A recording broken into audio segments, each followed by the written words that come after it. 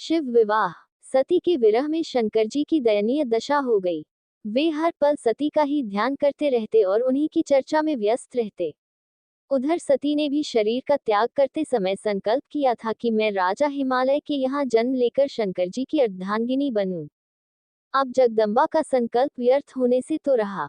वे उचित समय पर राजा हिमालय की पत्नी मेनका के गर्भ में प्रविष्ट होकर उनकी कोख में से प्रकट हुई। पर्वतराज की पुत्री होने के कारण वे पार्वती कहलाईं। जब पार्वती बड़ी होकर सयानी हुई तो उनके माता पिता को अच्छा वर तलाश करने की चिंता सताने लगी।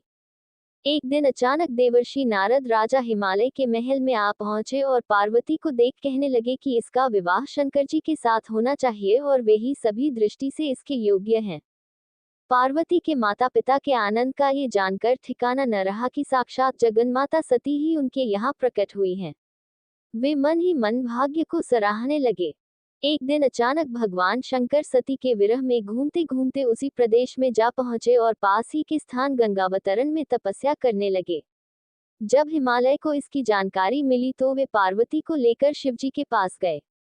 वहां राजा ने शिवजी से विनम्रतापूर्वक अपनी पुत्री को सेवा में ग्रहण करने की प्रार्थना की। शिवजी ने पहले तो आनाकानी की, किंतु पार्वती की भक्ति देखकर वे उनका आग्रह न टाल न सके। शिवजी से अनुमति मिलने के बाद तो पार्वती प्रतिदिन अपनी सखियों को साथ ले उनकी सेवा करने लगी।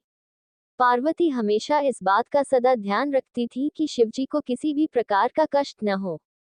वे हमेशा उनके चरण धोकर चरणोदक ग्रहण करती और षोडशोपचार से पूजा करती। इसी तरह पार्वती को भगवान शंकर की सेवा करते दीर्घ समय व्यतीत हो गया। किंतु पार्वती जैसी सुंदर बाला से इस प्रकार एकांत में सेवा लेते रहने पर भी शंकर के मन में कभी विकार नहीं हुआ।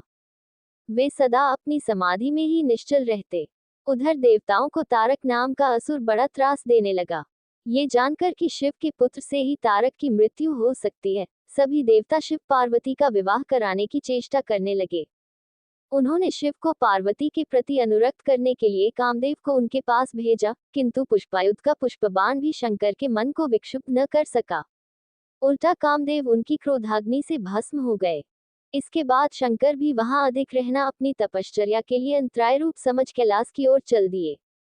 पार्वती को शंकर की सेवा से वंचित होने का बड़ा दुख हुआ, किंतु उन्होंने निराश न होकर अब की बार तप द्वारा शंकर को संतुष्ट करने की मन में ठानी। उनकी माता ने उन्हें सुकुमार एवं तप के अयोग्य समझकर बहुत मना किया, इसीलिए उनका उमा जोड़मा तप न करो नाम प्रसिद्ध हुआ। किंतु पार्वती पर इसका असर न हुआ। अपने संकल्प से वे तनिक भी विचलित नहीं हुई। वे भी घर से निकल उसी शिखर पर तपस्या करने लगी जहां शिवजी ने तपस्या की थी। तभी से लोग उस शिखर को गौरी शिखर कहने लगे। वहां उन्होंने पहले वर्ष फलाहार से जीवन व्यतीत किया, दूसरे वर्ष वे पर्ण वृक्षों के पत्ते खाकर रहने लगी और फिर तो उन्होंने पर्ण का भी त्याग कर दिया और इसीलिए वे अपर्णा कहलाईं। इस प्रकार पार्वती ने 3000 वर्ष तक तपस्या की। उनकी कठोर तपस्या को देख ऋषि मुनि भी दंग रह गए। अंत में भगवान आशुतोष का आसन हिला।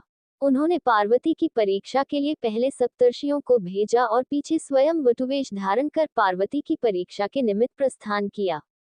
जब इन्होंने सब प्रकार से जांच परख कर देख लिया कि पार्वती की उनमें अविचल निष्ठा है, तब तो वे अपने को अधिक देर तक न छिपा सके। वे तुरंत अपने असली रूप में पार्वती के सामने प्रकट हो गए और उन्हें पाणिग्रहण का वरदान देकर अंतर्धान हो गए। पार्वती अपने तप को पूर्ण होते देख घर लौट आई और अपने माता पिता से सारा वृतांत कह सुनाया।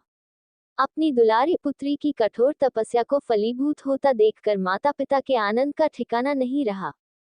उधर शंकर जी ने सप्तर्षियों को विवाह का प्रस्ताव लेकर हिमालय के पास भेजा और इस प्रकार विवाह की शुभ तिथि निश्चित हुई। सप्तर्षियों द्वारा विवाह की तिथि निश्चित कर दिए जाने के बाद भगवान शंकर जी ने नारद जी द्वारा सारे देवताओं को विवाह में सम्मिलित होने के लिए आदरपूर्वक निमंत्रित किया और अपने गणों को बारात की तैयारी करने का आदेश दिया।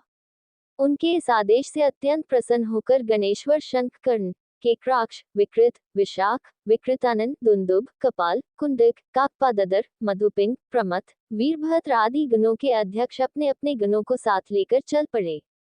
हर हर महादेव।